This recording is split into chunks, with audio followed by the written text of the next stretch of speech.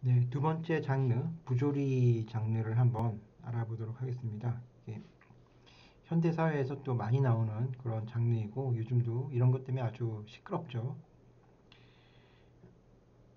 부조리를 다루는 방법. 황색 언론이 있었는데요. 이 선정성 경쟁을 비판하는 말이라고 합니다. 언론의 선정성 경쟁, 그죠? 이런 언론이 한쪽에 기울면 문제가 심각해지죠. 그래서 이 황색 언론의 황색은 옐로우라는 만화에서 나왔고요.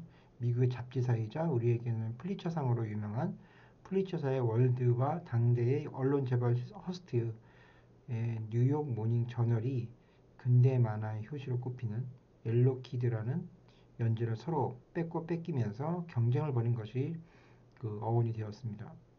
더 많은 사람, 더 많은 대중을 유혹하기 위해서 경쟁의 한가운데 만화가 있었다는 거죠. 이렇게 근대의 시작과 함께 한 만화는 본격적으로 대중을 대변하는 때로는 대중에게 메시지를 전달하는 매체로 자리를 잡게 됩니다. 그래서 옐로키드가 이렇게 왼쪽 하단에 있는 그림처럼 이런 표지를 갖고 있고요. 당제를 살아가는 민중과 그 긴밀하게 소통하던 만화들이 그 부조리를 짚어내거나 시대적 한계를 고스란히 드러내는 매체가 되기도 한다라는데 특히 지금은 아니지만 좀 더 예전에는 아무것도 이렇게 만평을 쉽게 쓸 수가 없었죠. 그러면 바로 잡혀가거나 이런 때가 있었기 때문에 그래서 그 뒤로는 좀 더 이렇게 자유롭게 이제 우리가 작품 활동을 하고 있는데 이제 문제는 뭐냐면 너무나 자유롭게 작품을 만들다 보면 또 이게 뭔가 또 작품을 만들 수 없는 그런 상황이 올 수도 있기 때문에 이 만화 쪽에서는 이제 그 자정작용을 하고 있는 중이죠. 그래서 이런 부분이 작품을 만드는데 지금 좀 자유로운 환경을 제공해 주고 있기도 합니다. 그래서 그런 작품 중에 또 하나가 있었는데 예전에 이제 만들었던 작품들인데요. 첫 번째 그 야후라는 작품이 있었습니다. 1990년대 후반에 연재된 윤태호 작가의 야후라는 작품이 있었는데 오른쪽에 그림이 보면 이제 야후 작품의 그런 표지입니다. 야후는 이제 반영웅 김연의 삶을 통해서 한국 사회의 부조리를 적나라하게 보여준 작품인데요. 집이 가난해서 사회 학교에서 차별받는 김연이 자신의 불행이 개인의 문제라고 치부하면서 문제아로 성장하게 됩니다. 그러니까 다 내 잘못이야 뭐 이러면서 문제아로 성장하나 봐요. 그렇죠? 그는 특수기동대의 수경이라고 하죠. 들어가서 국가에 헌신하고 상처를 억누르고 살아가는데 그 당시에 이제 성수대교가 붕괴하고 삼풍백화점 붕괴 이런 참사들이 생겨나는 것을 현장을 오가면서 보게 되는 겁니다. 그래서 이쪽에 내재된 사회 부조리와 마주하게 되는데 이 삼풍백화점의 경우는 이게 이제 무너지잖아요. 이게 무너졌는데 한쪽만 무너졌죠. 이게 바라봤을 때 왼쪽이 무너졌고 오른쪽은 안 무너졌는데 그 당시 이 무너지는 것에 대한 회의를 오른쪽에 있는 건물에서 다 한 거예요. 그 사람들은 다 살아나고 왼쪽에 있는 사람들은 다 죽은 거죠. 거의 다 사망을 했는데 이게 또 우연인지도 모르겠지만 이런 부분에서도 이런 또 문제점 있는 사람들은 다 살아났다는 게 또 그런 게 또 안 좋은 부분에 영향을 보여준 거죠. 그래서 아버지의 죽음하고 각종 사건 사고에서 현장에서 선량한 시민들의 죽음이 개인의 문제가 아니라 한국 사회의 부정부패와 부조리에 의한 것이다라고 이제 정의를 내린 거죠. 그래서 자기가 헌신하고 있던 공권력에 의해서 은폐되고 있다는 것을 알게 되고 김현숙에 잠자고 있던 야후가 눈을 뜨게 된다라는 건데 자 이렇게 또 다른 또 주인공이 금수저 출신의 이제 신무학이라는 주인공이 있는데 이 주인공이 아버지의 돈만 믿고 이제 어, 아나무인으로 살아가고 있죠. 이런 대학에서 주변인들부터 손가락질 받고 있던 데에서 이제 깊은 수치감을 느끼고 이제 같이 김현이라는 그런 주인공 같이 이제 그 활동을 하게 됩니다. 결국은 테러리스트가 되는 거죠. 그래서 이 수치심이 역사와 사회에 대한 부채의식으로 자리 잡고 있고 결국 김연과 동화되어 부조리에 맞서게 되는 이런 이야기인데요. 현대의 그 MZ MZ세대가 등장했죠. 이들은 부모들의 IMF를 겪으면서 현실의 부조리함을 온몸으로 체화하고 열심히 노력하면 성공할 수 있다는 말이 신화 속 이야기가 되었죠. 그러니까 어, 지금 보면은 제가 IMF 시대를 겪으면서 전 좀 어렸을 때 약간 그래도 완전 어린 건 아니군요. 예. 좀 20대 때 겪었던 IMF인데 이때 봤을 때 크게 저는 느끼질 못했는데 이게 이제 그때 겪으면서 좀 어려웠던 것 같아요. 세상에 살기가. 근데 저는 그 당시에 어, 좀 대기업에 제가 인턴에 들어가면서 좀 쉽게 삶을 살았어요. 그래서 제가 한자 선생님을 했는데 어떻게 하게 됐냐면은 요즘 여러분이 등기부등본을 띄우러 가시면 이렇게 돈을 내면 이렇게 자동으로 나오잖아요. 자판기에서. 예전에는 제가 그거를 어, 동사무소로 했죠. 동사무소에 가면은 그거를 돈을 내고 이렇게 종이를 받았는데 지금도 종이로 받긴 하죠. 근데 그걸 뗄 수가 있는데 이게 이제 예전에는 다 한자가 적혀 있었고 그렇죠? 이 한자를 다 실제 한자로 타이핑을 쳤어야 돼요. 그러려면은 한자를 가르쳐야 되는 거죠. 그래서 제가 LG라는 회사에 입사했는데 거기에서 그걸 하는 거 저는 컴퓨터를 전공해서 LG CNS 예전에 EDS였는데 거기에 들어갔더니 한자를 공부하라고 그래가지고요. 진짜 한자 공부를 너무 열심히 해가지고 한 1000명 되는 그런 여직원들 입력하는 요원들을 한자를 가르친 적이 있어요. 그래서 그러다가 IMF가 나가지고 이게 편지를 받았는데 퇴사하라고 그래가지고 또 퇴사를 했죠.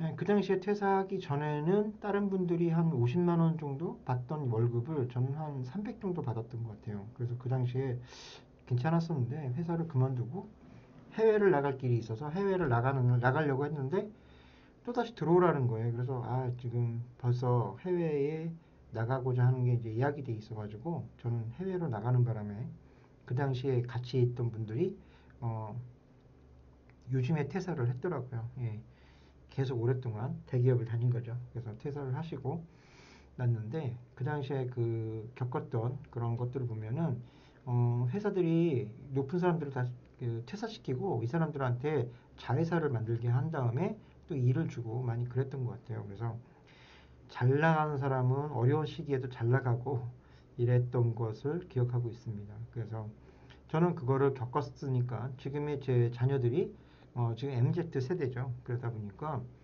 여러분도 MZ 세대라고 볼 수가 있죠. 그래서 이런 것들이 노력을 하면 성공할 수 있다는 것은 신화 속 이야기가 되었다는 것은 사실은 우리 같은 그림 그리는 사람들한테는 원래 맞지 않는 말이에요. 그림은 그릴수록 그 그림이 실력이 늘어나죠. 그러다 보면은 노력하면 성공할 수 있다는 말이 돼요. 결국은. 그래서 노력을 하는데 이게 얼마만큼 좀 더 짜임새 있게 만드느냐. 여러분이 얼마만큼 노력을 하느냐에 달려 있어요. 그림과 작화, 작품 이런 것들을 만드는 데 있어서 얼마만큼 노력을 하느냐에 따라서 달려 있고 그러려면 아주 깊숙한 곳을 파고들어야 된다. 그렇지 않으면 너무 겉만 알고 있으면 이야기를 만드는데 너무 빈약하다는 거죠. 사람들이 이런 거죠. 알바를 했을 때 굉장히 어려운 알바를 했다 이거예요. 그런데 그 어려운 알바를 아무나 하는 게 아닌데 이런 알바에 대한 이야기를 쓰고 싶은데 내가 모르면 그 내용을 자세히 쓸 수가 없겠죠.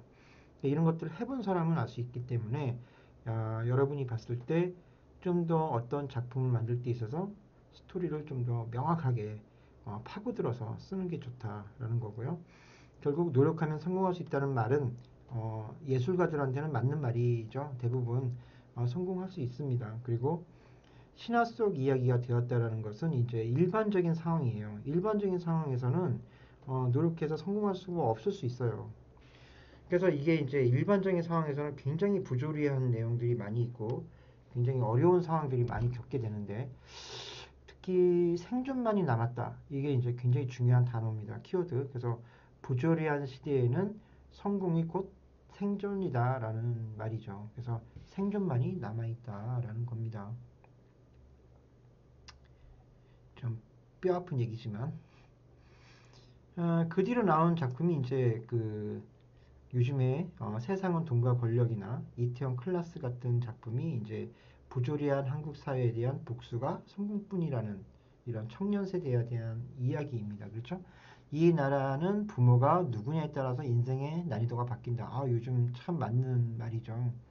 확 와닿는 말이 됐죠. 그래서 이 세상은 돈과 권력이라는 85화 중에 나오는 이 말처럼 대한민국을 잘 표현한 대사도 없을 것이다 라는 겁니다. 그래서 요 85화를 제가 링크를 가져왔는데요. 먼저 이 작품이 어떤 건지 프로모션을 통해서 한번 보도록 하죠.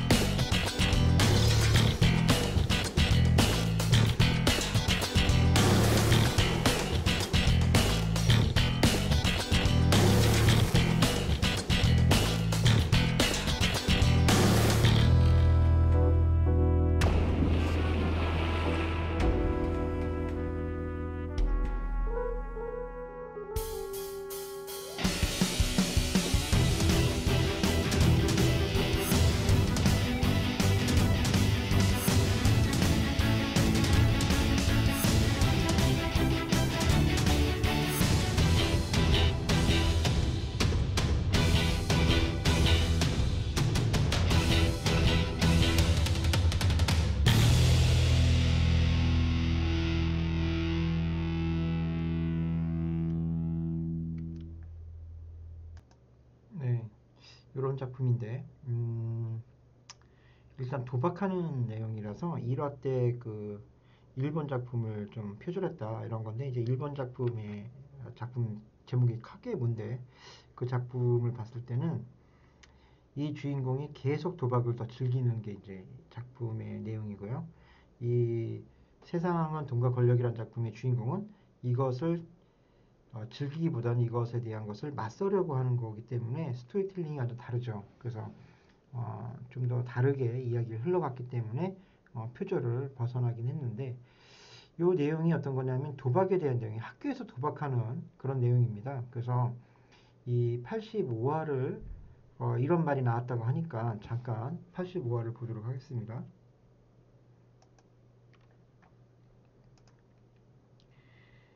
자, 이 작품이 한동우라는 작가가 이제 그 글을 썼죠. 이 한동우 작가는 테러맨의 작가이기도 하죠. 네. 그래서 지금 화면에는 벌써 이렇게 도박하는 모습이 화면에 보이고 3인칭 관찰자 시점 형태로 카메라가 뒤에서 비춰주고 있습니다. 그래서 이제 이야기를 가게 되겠죠. 그래서 중앙 정렬로 화면을 한번 보여주고 이렇게 말풍선을 분리하면서 이야기를 한 번에 집중하지 않고 나눠서 보여주고 있습니다. 그러니까 표정을 한번 보고 그 다음에 내용을 보게끔 만들어 준 거죠. 그리고 이 화면은 옆모습을 보여주면서 다른 캐릭터죠. 예, 다른 캐릭터가 옆모습을 보여주면서 이게 이게 둘러 앉아 있기 때문에 이렇게 옆모습이 앵글로 잡힌 거고 당건우라는 그런 학생이 주인공인 거예요. 그죠? 자, 이렇게 배경을 뺀 것은 이 캐릭터에 집중하기 위해서 배경을 빼고 이렇게 나레이션 형태로 보여주고 있습니다. 자, 여기도 마찬가지로 배경을 빼놓은 거고. 자, 여기서 중요한 단어를 한번 얘기해 주고요.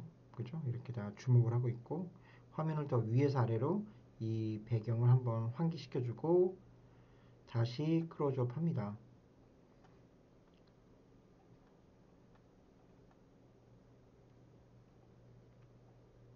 자, 여기서 보면은, 이렇게 위아래로 이렇게 캐릭터를 보고 내려갈 수 있도록, 그죠? 이렇게 컷을 이렇게 아껴서 쓰고 있는 거고, 어, 이게 뭔가 손의 그런 제스처를 통해서 이 단어를 좀 더 강하게 어필하고 있습니다.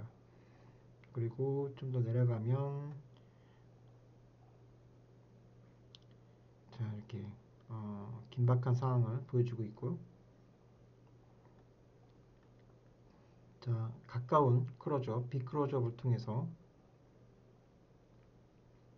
이렇게 화면을 시작합니다. 그죠? 네. 그리고 쭉 가보겠습니다. 내려가서 게임은 끝났다. 예, 눈으로 클로즈업 하면서 빛이 들어왔죠.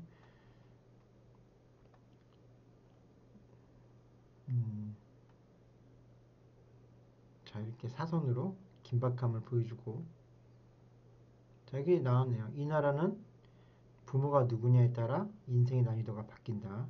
물론 그렇긴 한데 그 부모 때문에 인생의 난이도가 안 좋을 때도 있고 그죠? 네. 뭐 그거는 사실 살아가기 나름이에요. 제가 살아보니까 그런 것 같아요. 자 이런 식으로 이제 작화가 되어 있는데 이게 보면은 블러 효과를 통해서 캐릭터를 좀 더 강렬하게 보이고 있죠. 예.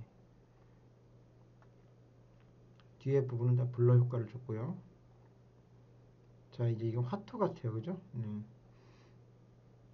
화면을 다시 3인칭 시점으로 바꿔서 멀리서 바라보도록 이렇게 만들어 놨습니다. 그리고 계속 38 광땡 나오고 자 여기서 보면은 이렇게 액션 컷을 좀 강렬하게 또 만들어 놨죠.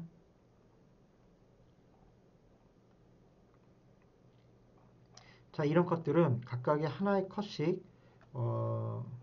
마련해서 크로스샷이죠. 각각의 모습을 특징적으로 보여주기 때문에 한 화면에 보여주지 않고 각각의 컷을 나눴습니다. 나누고 자 여기에서 인물을 클로즈업 시켜서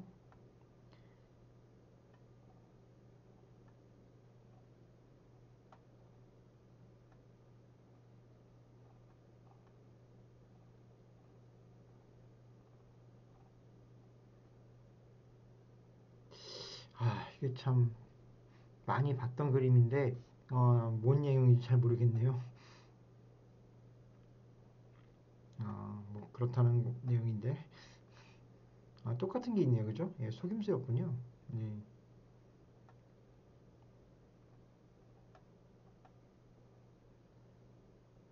이렇게 해서 쭉 내려가 보겠습니다.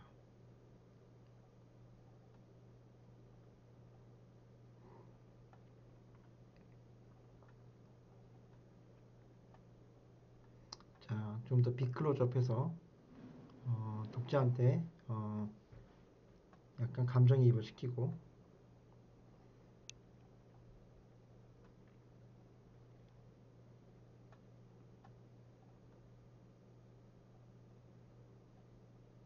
자, 이게 액션씬이 또 나왔죠? 네.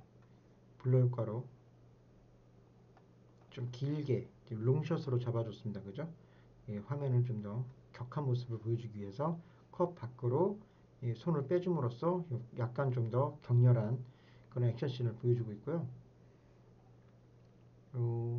위에서 아래로 내려다보는 로우 앵글로 좀 더 무겁게 보여주고 있고 자 위에서 아래로 내려다보고 있죠. 네.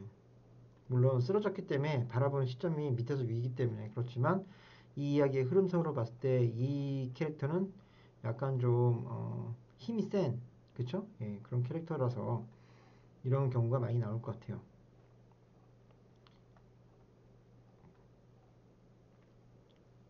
자 수금을 시작해볼까 하고 내려갔죠. 예. 자 이런 내용입니다. 그래서 부조리에 대한 걸 아주 파헤쳐가는 그런 내용이 될 것 같은데 작화력도 굉장히 뛰어나죠. 네. 자, 금수저들이 만든 세상은 부조리로 가득 차 있다. 그들이 만든 룰은 불공정하고 성공하기 위해서는 일확천금을 누리는 방법밖에 없다. 이런 거고 이런 현실은 각종 주식이나 부동산, 가상화폐에 투자해서 일확천금을 얻을 수 있는 곳으로 청년 세대를 유혹한다라는 거죠. 지금 사실 그렇게 많이 주식, 부동산, 가상화폐를 막 투자하고 있는 거예요. 근데 실제 봤을 때 주식이나 부동산, 가상화폐 등을 보면요. 내가 실제 소유하고 있지 않는다. 소유하고 있다. 그런데 이거를 사용하지는 않는 거예요. 계속 소유를 하고 있어. 근데 이건 마음만인 거지 실제 사용하진 않잖아요. 그죠? 제가 부동산으로 부자인 분 많이 봤지만 실제 이용할 수 있는 현금이 유동력이 굉장히 부족했어요. 주식도 마찬가지예요. 그 주식 뺄 수 없죠. 계속 놔둬야 돼요. 이거 한번 빠지면 헤어날 수가 없게 됩니다. 그래서 이게 과연 이렇게 하는 게 일확천금을 얻을 수 있는 것인가라는 것을 한 번 더 생각을 해봐야 됩니다. 청년 세대들이. 그러니까 일확천금이라고 해서 그걸 사용하지 못하면 무슨 소용이 있느냐 이런 거예요. 그러니까 사막에 갔는데 금이 많아. 금이 많은데 이걸 가져올 방법이 없어. 그건 뭐예요? 이 사람이 부자가 된 건가요? 안 된 건가요? 마음은 부자가 됐지만 실제 부자가 된 건 아니잖아요. 이런 것들이 지금 현실을 이렇게 꼬집어주고 있다는 거예요. 그래서 1980년대부터 90년대까지만 해도 열심히 노력하면 성공할 수 있다는 신화가 존재하던 시기다. 근데 IMF를 맞으면서 신화가 허성이 드러나고 성수대교 붕괴라든지 삼풍백화점 붕괴 등의 부조리의 결과가 우리의 생명을 위협하기 시작했다라는 건데 이게 이제 여기서 잘 우리는 생각해 봐야 됩니다. 예, 성공을 꿈꾸는 청년들의 모습을 그려왔고 이 만화를 통해서 저항적인 모습이라든지 허무의 모습을 그려졌다면 우리의 2021년대를 살아가는 청년의 모습은 어떻게 그릴 것이냐 이겁니다. 그래서 한국 만화에서 성공을 시대별로 보면요. 1980년대는 성공이 기득권층에 대한 도전, 이런 갈망이 있었고요. 그럼 90년대는 성공은 신화이자 화상이었고, 그렇죠? 그 다음에 2020년대 성공은 복수의 수단이 됐다. 그래서 2020년대 이후 작품들은 복수하는 그런 작품이 많죠. 이태원 클라스도 복수를 하는 거죠. 사실은 복수의 그런 플롯이죠. 그래서 어차피 돈과 권력을 지닌 자들이 만들어 놓은 불합리한 룰에서 그들이 지닌 돈과 권력을 이용해서 성공하는 것만이 부조리에 대한 복수를 이루는 것이다 라는 건데 세상은 돈과 권력, 이태원 클라스의 20대의 성공을 통한 통쾌한 복수가 우리가 지금 힘겹게 살아가는 청년들에 대한 사이다 같은 속 시원함을 선사하고 있다라는 거죠. 지금 청년들은 굉장히 사실 이런 부분을 보면요. 힘듭니다. 힘드니까 주식, 부동산, 가상화폐에 자꾸 가게 되죠. 일확천금을 자꾸 꿈꾸게 되는 건데 이게 잘 되면 좋은데 이게 안 됐을 경우에는 또 인생이 또 쓴맛을 봐야 되기 때문에 이런 것들이 좀 걱정되는 부분이 있죠. 그래서 단권후라든지 세상은 돈과 권력의 주인공 단권후나 아니면 이태원 클라스의 박세로이는 복수에 남아있을 동료들의 온기 이것이 진정한 성공이라고 말하는 것을 메시지로 강한 메시지로 청년들한테 보내주고 있습니다. 그러니까 이게 복수해서 끝나는 게 아니라 이것은 같이 우리가 성공한 거다. 그죠? 복수를 했는데 이것이 진정한 성공이다. 복수 후에도 남아있는 동료들, 그쵸? 예. 이런 게 중요한 거죠. 사람을 얻는다라는 것이 굉장히 어려운 일인데 이것을 계속 보여줌으로써 요즘 청년들이 겪고 있는 그런 어려움을 대변을 해주고 있긴 합니다. 근데 참 좋은 시대가 와야 되는데 이 전 세계적으로 굉장히 어려운 시대인데 또 거기에 부조리한 면들이 자꾸 드러나다 보니까 좀 더 어렵죠. 그래서 여러분 작품에도 약간의 이런 모습들을 양념처럼 넣어주면 작품을 만드는 데 있어서 좀 더 재미있는 요소로도 활용할 수 있다라는 겁니다. 자, 그러면 폭력을 좀 알아볼까요? 폭력은 참교육이라는 그런 작품하고 체벌교사라는 작품이 있죠. 그래서 손아람이라는 사람이 2014년도 8월 일간지에다 한겨레 기고한 내용이 있습니다. 부조리할 권리라는 기사에서 이 좀 내용이 어려운데 법을 명문화한 조리라고 한다면 특권은 부조리할 권리다. 이게 하나의 그 명제고요. 모두가 줄을 서야 한다고 배우는 사회에서 즉시 입장할 권리가 바로 특권이 되는 거고요. 그죠? 아무나 못 가는 거죠. 줄 서서 가야 되는데 입장 권리는 특권을 갖고 있는 사람만이 입장한다는 거예요. 그죠? 이게 부조리한 거죠. 이런 관점에서 부조리는 어떠한 부당함이 발생하는 순간이 아니라 그것이 초법화하는 순간에 생성된다고 볼 수 있다. 그래서 매우 엄한 법률을 초법화라고 하는데 이런 것들이 이제 극단적인 순간, 이런 순간에 부조리함이 나타나죠. 왜냐하면 내가 살아야 되기 때문에. 그래서 이게 이제 그 재난 장르나 이런 좀비 장르를 보면 내가 살고자 하는 그런 극한 욕구, 생존의 욕구가 드러나는데 거기서 추악한 인간의 질이 나타나는 그런 거죠. 예, 이런 부조리도 마찬가지예요. 이런 극한 상황에서 나타나는 게 부조리죠. 그러니까 뭐 내가 잘 되기 위해서는 남을 밟는다 이런 것들이 사실 그 기점에서 확 차고 올라가야 되는 거기 때문에 이런 부조리가 많이 생기는데 그 10대의 부조리라는 주제에 마주하면 학교 폭력을 또 떠오르게 됩니다. 그죠?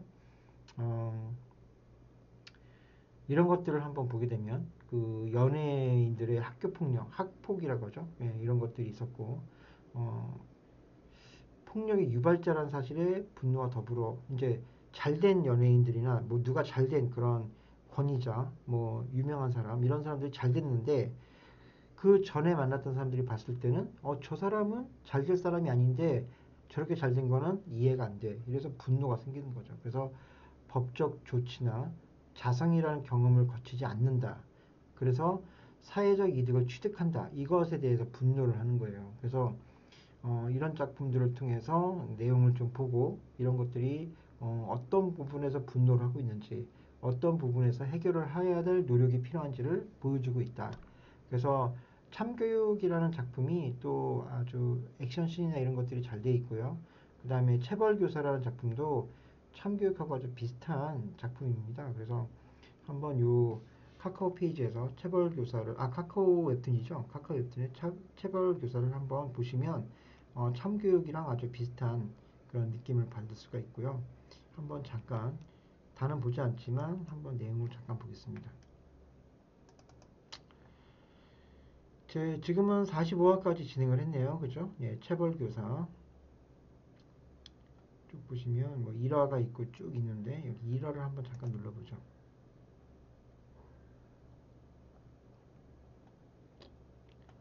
예, 이렇게 학교가 나오고 그죠? 예. 자, 지금 벌써 뭐 지금 분위기가 심상치 않죠? 이거는 롱샷으로 지금 잡아줬습니다. 지금 이 캐릭터를 아주 중심에 뒀어요. 지금 중요한 캐릭터죠. 예, 주인공 캐릭터 같고 중심에 두고 롱샷으로 잡고 다시 클로즈업해서 화면을 보여주고 자, 배경이 학생들 같고 그쵸? 예, 요거는 선생님 같아요. 약간 흔들리는 모습을 또 이런 식으로 표현했습니다. 여러분도 이런 거 보시고 참고를 해주세요. 이게 그동안은 모션 블러만 많이 썼는데 이것은 두 가지로 약간 분리를 해서 사용했죠. 그리고 자 여기도 보면은 이렇게 격한 그런 액션씬을 썼어요. 이거는 사실 많이 쓰이지 않는 그런 액션씬인데 이걸 보시면 이런 특이한 그런 연출을 했다라는 걸 볼 수가 있고요. 롱샷으로 잡아줬어요. 예, 이것은 핸드폰 길이에 맞춰서 좀 해본 것 같고요. 자, 이렇게 주먹을 날리는 씬이 있고 여기는 이제 캐릭터를 강조하기 위해서 뒤에 배경을 날렸죠. 예, 뒤에 배경을 날리고 액션씬을 강조했습니다. 모션 블러 형태. 자, 이것도 얼굴은 약간 그 정확하게 보이지만 나머지는 약간 모션 블러 형태죠. 그러니까 약간 뭔가 움직이는 형태 쪽은 좀 모션 블러 형태를 만들어줬다는 것을 알 수가 있고요. 자, 이렇게 쓰러졌고 우리들의 체벌교사다 이렇게 나와 있습니다. 이것도 한번 읽어보시면 작품 한번 보시면 재미있을 것 같아요. 한번 보시고요. 자, 그래서 그 합당한 폭력은 없다라는 거죠. 결국은. 예, 그래서 정의로운 법칙이 아니기 때문에 참교육이나 체벌교사 등의 작품은 교실이라는 환경 이전에 사회에 초법적 비윤리가 존재한다는 것을 전제하고 있고 이것을 학교 내부의 부조리와 사회의 부조리는 인과적으로 연결되어 있을 수밖에 없다라는 것을 보여주고 있습니다. 그래서 이것은 교실 내부에 침입된 사회의 정의를 바로잡는 것이 또 있고요. 또 하나는 교실이라는 환경에서 주체적인 정의에 심어놓은 것. 그래서 어째서인지 이들은 모두 윤리적 공동의 시대로 회귀하고 싶어하는 욕망을 보이게 된다. 그래서 윤리적인 사회로 가야만 되는 거죠. 예, 다시 되돌아가야만 된다라는 것이고 교실이라는 환경으로의 법으로서는 정의로운 폭력으로서 나아가 그것을 사회 부조리 해결책으로 쓰고 싶은 욕망도 있는 거고요. 만약에 이런 것들이 목적이라면 선별된 재현에서는 지속적인 의문이 발생하는데 이것을 과연 이렇게 어, 똑같은 폭력으로 대처를 해야 될 것인가 뭐 이런 것들이죠. 그래서 학교 폭력 가해자에 대한 다종의 연구를 통해서 알 수 있는 사실은 가해자의 모델은 모두 일원화될 수 없다는 것이고 뭐 한결같지 않다는 거죠. 그럼에도 이 만화들이 유사한 가해자 모델들을 공통적으로 상정해놓고 가해의 초법성을 일관된 형태로 좁히고 있다. 그래서 만약 이것이 그 정의로운 폭력의 귀환을 설정이라면 윤리에 대해서 좀 생각해 볼 문제를 남기고 있다. 이거 아직 이게 작품들이 아직 스토리텔링 돼가고 있기 때문에 이것은 좀 더 생각해 볼 여지가 있어요. 여기까지는 좀 우리가 여기까지 봤을 때 지금까지 나온 작품의 그 횟수를 봤을 때는 약간 그런 모습이 보이긴 하는데 이런 것들을 좀 더 시간이 지나면 어, 다르게 보여줄 수도 있기 때문에 그때 가서 다시 한번 생각해 볼 필요가 있는 거죠. 그리고 또 하나의 작품은 좀비 지구에 계신 여러분 오늘도 수고 많으셨습니다. 그래서 이명재 작가의 위아더 좀비란 작품이 네이버에 있습니다. 예, 네이버 작품에서 한번 보시면 이게 지상 최대 공모전에서 1등을 했는데 이게 다음에서도 이렇게 작품에서 상을 탔다가 네이버에서 연재를 했던 걸로 알고 있습니다. 그래서 서울타워라는 그런 세계관에서 공간적 세계관에서 바이러스가 발견됐는데 이 바이러스를 밖으로 내보내지 않기 위해서 서울타워를 이제 막아놓는 거죠. 그래서 그 안에 살기로 결정을 하는 거예요. 결국은 밖에 나가봤자 그거고 안에 있는 것이 낫다. 그래서 연대와 협력을 해서 좀비 지구에 살아나가는 것. 그래서 이게 이제 어떤 메시지를 주고 있냐면 우리는 모두 좀비가 되었다. 그들은 좀비 지구에 남기로 결정했지만 좀비가 되지는 않기로 했다. 요게 이제 중요한 메시지의 그 하나의 그 줄거리의 로그라인입니다. 그러니까 아주 아이러니컬하죠. 이런 아이러니컬한 로그라인을 남겨주는 것이 아주 좋은 방법이다 라고 보시면 되겠습니다. 또 하나의 작품은 한국에서 부자 되는 방법, 윤필, 임정호 작가의 화폐 개혁이라는 작품이 있습니다. 예, 이것도 한번 재미있습니다. 한번 볼 필요가 있는데 영혼에서 끌어모은다 뭐 이런 것을 뭐라 그러냐면 요즘 영끌이라고 한다면서요.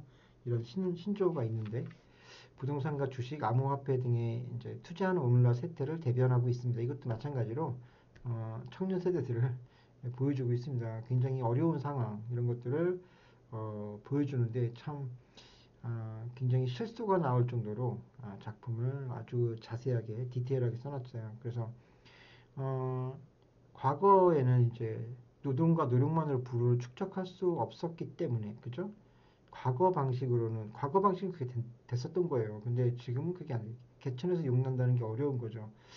주제가 다소 좀 무거워지고 이런 양상들과 함께 고려를 해야 돼서 웹툰의 소재로 삼기가 좀 어렵긴 하지만 이러한 경제 문제를 소재로 한 작품이 바로 화폐 개혁입니다. 그래서 유일한이라는 그런 이름을 주고 주인공을 만들어줬죠. 예, 굉장히 잘 만든 이름인 것 같아요. 그리고 보증금 300만 원에 월세 25만 원 내면서 사는 그런 월세마저 밀린 그런 상황인데 저도 예전에 이렇게 살아본 적이 있던 것 같아요.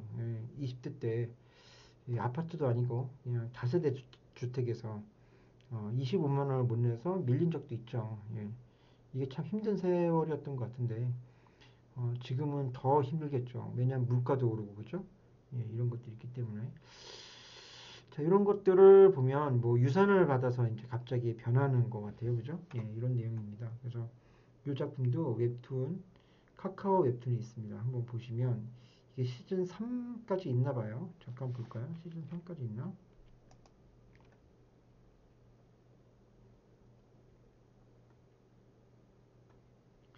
시즌 2가 됐고 이제 시즌 3으로 갔네요. 그죠?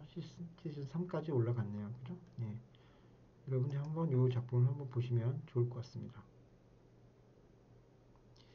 자, 여기까지 우리가 그 부조리한 장르를 한번 알아봤고요. 다음 시간에는 또 다른 장르로 진행하도록 하겠습니다. 수고하셨습니다.